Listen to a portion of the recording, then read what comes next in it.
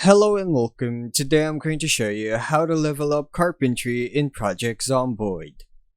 The fastest way to level carpentry is by dismantling wooden furniture around the map.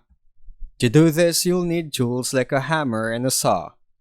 Once you have them, right-click on wooden objects such as beds, tables, chairs, doors, or crates, and choose the dismantle option. Large furniture like beds, wardrobes, and big tables usually give the most carpentry XP.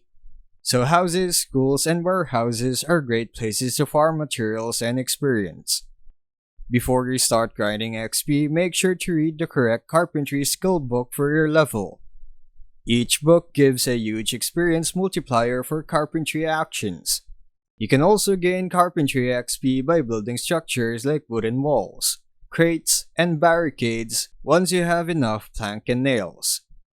Another helpful early game method is watching the Woodcraft show on the Life and Living TV channel or on VHS tapes, which gives free carpentry experience when the show plays.